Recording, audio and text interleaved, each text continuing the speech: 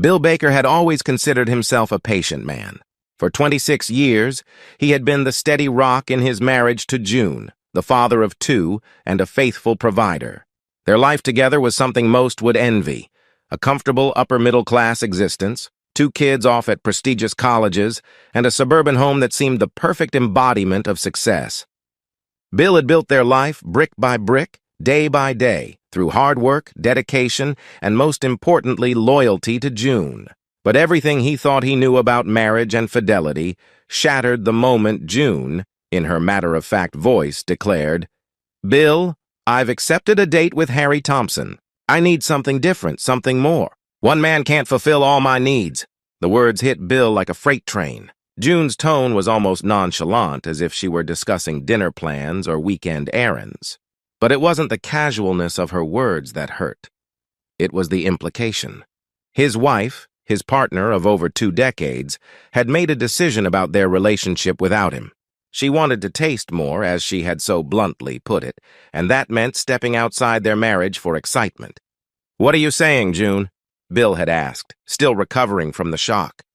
His voice was calm, too calm, as though he were trying to hold on to something, anything that made sense. "I've been feeling empty since the kids left," she replied, sipping her wine with a calmness that infuriated Bill. "I need something to remind me that I'm still alive. You're a wonderful husband, Bill, but you can't give me everything I need. I want to feel desired, I want to feel danger, and Harry, he gives me that." Bill couldn't believe what he was hearing. Harry Thompson, Dirty Harry as the men at the company called him, was nothing but a loud-mouthed, arrogant jerk who made it his mission to seduce married women, bragging about his conquests at every opportunity. He had heard Harry's name before, whispered among the office staff, but never in his wildest dreams had he thought Harry would set his sights on his wife. Bill stared at June across the dining room table, his heart pounding in his chest. "You can't be serious, June. Are you really going to throw away everything we've built for a fling with a man like Harry?" June's eyes softened, but there was no trace of regret in her gaze.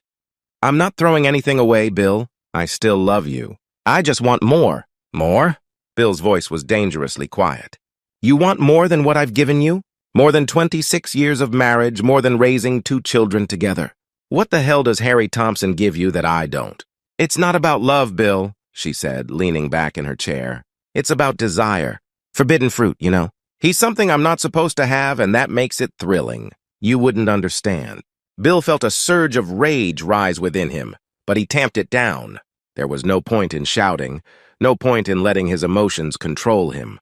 Instead, he smiled, a tight, controlled smile that didn't reach his eyes. "You're right, June. I wouldn't understand. But I think you're making a mistake you're going to regret." "I don't think so," she said with a shrug. "I've already made up my mind. I'm going out with Harry this Friday night. It's just one date, one night." "And what happens after?" Bill asked, his voice cold. "Do you come home and pretend everything is fine? Do you expect me to just accept this?" June sighed as though Bill was being unreasonable. "I'm not asking for your permission, Bill. I'm telling you what I'm doing. You can either accept it or we figure out something else. But I don't want to end our marriage. I just want to explore." The calmness in her voice was maddening.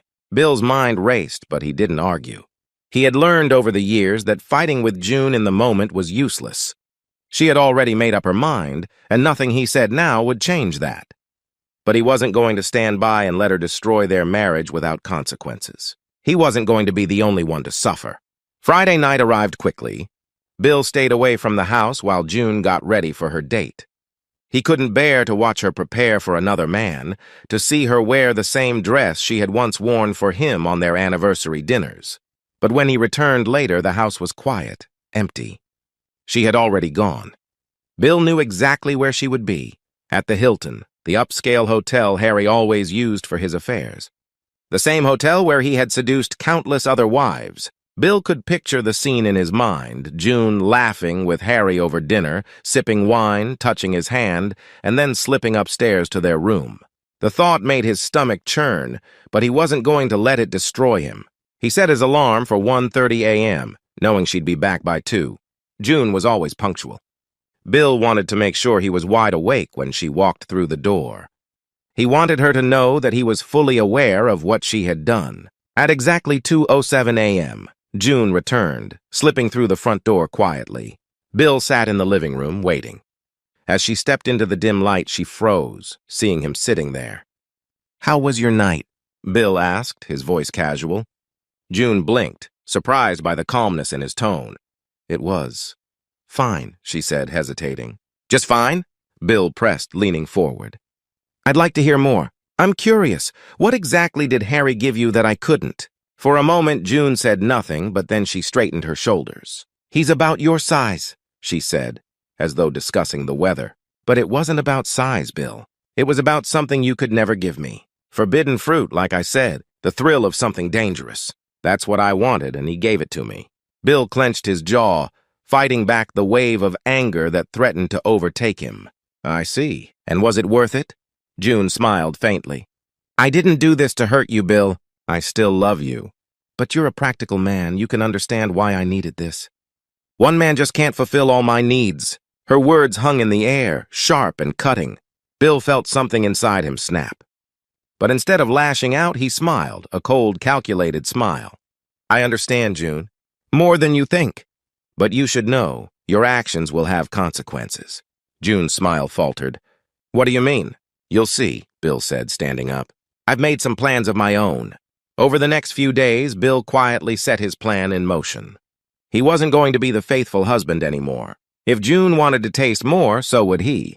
And he was going to make sure she felt every ounce of betrayal he had felt. His first step was simple. Gina, his secretary. She was a flirtatious, recently divorced 26-year-old, eager for attention. Bill had always kept their relationship professional, but now he saw her as an opportunity. She was beautiful, young, and most importantly, she wanted him. "Gina," Bill said one afternoon at the office, leaning against her desk, "how about drinks tonight? I could use the company." Gina's eyes lit up, her lips curling into a playful smile. "I thought you'd never ask, Mr. Baker." That night, Bill took Gina to the Hilton, the same hotel where June had spent her night with Harry. It was a deliberate choice. He wanted June to know exactly where he had been and with whom. Gina was more than willing to play along, eager to be the center of attention. But for Bill, this wasn't about pleasure. It was about revenge. As they spent the night together, Bill felt detached, almost mechanical. He didn't care about the sex. What mattered was the message it sent. June had crossed a line, and now it was his turn. When Bill returned home the next day, he didn't try to hide where he had been. In fact, he made sure June would know. As she prepared breakfast, Bill casually mentioned, "I spent the night at the Hilton. Gina sends her regards." June froze, the spatula slipping from her hand. "What?" she whispered, her voice trembling. "You heard me?" Bill said, his tone calm. "I had a wonderful time. She's very accommodating. It's amazing what you can discover when you taste more." June's face paled, her eyes wide with disbelief. "Bill, you didn't." "Oh, but I did," Bill replied, his smile cruel. "And that's not all. I've arranged another date for next Friday, this time with an escort. She's quite experienced. I'll be gone until Saturday. Just thought you should know." June's hands trembled as she gripped the counter. "Bill, I didn't mean for this to happen. I didn't want to hurt you." "But you did," Bill interrupted, his voice cold. "You wanted more, June. Well, now you have it. I'm done being the faithful husband who waits at home while you explore. From now on, I'm doing the same." June's eyes filled with tears, but Bill felt no sympathy. She had made her choice, and now she would have to live with the consequences. "I never thought you were capable of this," June whispered, her voice breaking. "Neither did I," Bill said, turning to leave the kitchen. "But you taught me well. After all, one person can't fulfill all our needs, right?" As he walked away, Bill felt a cold satisfaction settle over him. He knew this wasn't the end. There would be more dates, more nights spent at the Hilton. But he no longer cared about the marriage he had once valued so deeply. The betrayal had changed him, and now he was determined to make June feel the full weight of her actions. In the end, it was June who had taught him that sometimes revenge was the only way forward. Bill's revenge plan was just beginning to unfold, and the satisfaction he felt watching June's expression crumble into despair only fueled his desire to escalate things. He had spent 26 years as a faithful husband, always playing by the rules, always being the good guy. But now everything had changed. His wife The woman he had built a life with had ripped their foundation apart with her selfish pursuit of more, and he would make sure she felt every ounce of regret. The following week, Bill decided to take things even further. The night with Gina had been the first move, but he wasn't content with just a single affair. If June wanted excitement and variety, then that's exactly what he'd give her. Only this time, he would ensure that June could never look at him the same way again. He carefully planned his next move. He had contacted a high-end escort service, not to hide his infidelity, but to make it as blatant as possible. The thrill for Bill wasn't in the secret. It was in the confrontation. He wanted June to know. He wanted her to see just how far he was willing to go, just how deeply her betrayal had cut him. Friday night came again.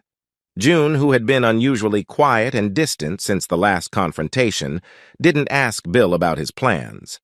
He could sense her unease, the guilt gnawing at her. But she still refused to apologize or acknowledge the depth of the damage she had caused. Perhaps she believed he would come around, that this was just a phase, a temporary rebellion against her indiscretions. She was wrong. Bill got dressed in front of her, choosing his finest suit, the one he had worn for their last anniversary. He made sure to douse himself in cologne, knowing the scent would linger in the air long after he left. June watched him from the bed, her arms folded tightly across her chest, biting her lip. "Where are you going?" she finally asked, her voice shaky. "I told you. I have a date," Bill replied smoothly, adjusting his cufflinks without looking at her. "Another one?" she whispered, barely able to hide the disbelief in her voice. "Oh, yes," Bill said, turning to face her. "Her name is Vivian. She comes highly recommended. Apparently, she's excellent company for a night out and even better behind closed doors." June winced at his words, her face paling. She had been the one to open this door, but now that it was swinging both ways, she wasn't so sure she could handle it. "Bill, I thought we were just exploring. I didn't think this would—" "What, June? You didn't think this would what? That I'd actually do what you did? That I'd go out and find someone else to satisfy my needs because you've made it clear you can't? You wanted to taste more, didn't you? Well, so do I." June's lip quivered, and for a moment Bill almost felt a twinge of sympathy. Almost? But then he remembered her words. "One man can't fulfill all my needs." And the sympathy evaporated. "This isn't who you are, Bill," she whispered, her voice pleading now.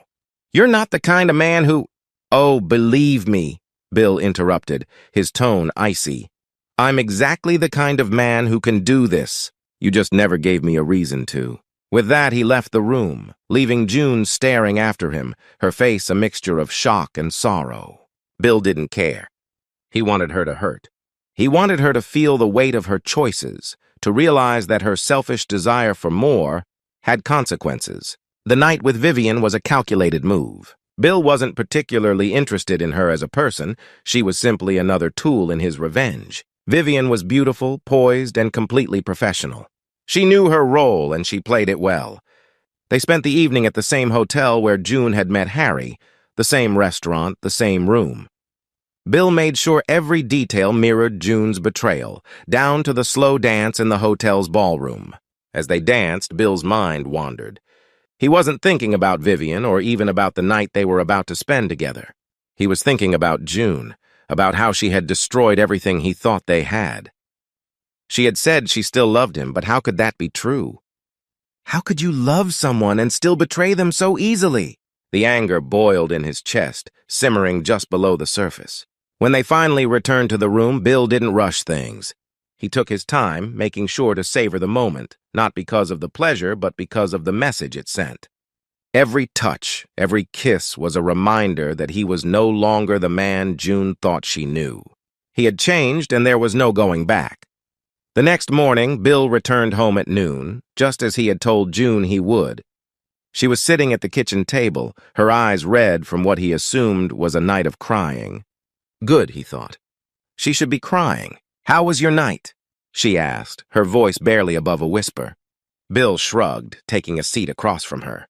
Vivian was accommodating, he said, his tone casual. "We had dinner, danced a bit, and then spent the night together. It was nice." June flinched at his words, but she didn't respond. Instead, she stared down at the table, her hands trembling slightly. "Bill, I'm sorry," she finally said, her voice cracking. "I didn't mean for things to go this far, I thought. I thought we could just explore, like I said. But I didn't think it would come to this. I never wanted to hurt you like this." Bill stared at her for a long moment, his expression unreadable. "Well, you did, and now we're here." June wiped at her eyes, trying to hold back the tears. "I love you, Bill. I don't want to lose you. I don't want this to be the end of us." Bill leaned back in his chair, his arms crossed over his chest. "You should have thought of that before you went out with Harry. You should have thought of that before you decided that one man wasn't enough for you." "I was wrong," June whispered, her voice desperate now. "I know I was wrong. I don't want to see anyone else. I don't want more. I just want you. Please, Bill, let's fix this." Bill's eyes narrowed as he watched her. For a moment, he almost believed her, but the damage had already been done. The trust, the foundation of their marriage, had been shattered, and no amount of pleading could change that. "We'll see, June," he finally said, standing up from the table. "But don't think for a second that this is over. You made your choice, and now you'll have to live with mine." One night, as he sat alone in the living room, staring at the darkened television screen, Bill realized that he had become just as hollow as June. Her betrayal had changed him, turned him into someone he didn't recognize. He had once been a man of integrity, a man who valued love and loyalty. Now he was someone who took pleasure in causing pain. And in that moment, he understood something he hadn't before. Revenge wouldn't save their marriage. It wouldn't heal the hurt or rebuild the trust. It would only destroy what little remained of the life they had built together. Bill stood up, his decision made. He walked into the bedroom where June lay sleeping, her face pale and drawn. For the first time in weeks, he felt a pang of sorrow for her, for what they had become. He sat on the edge of the bed and gently touched her hand. June stirred, her eyes fluttering open. She looked up at him, her expression a mix of hope and fear.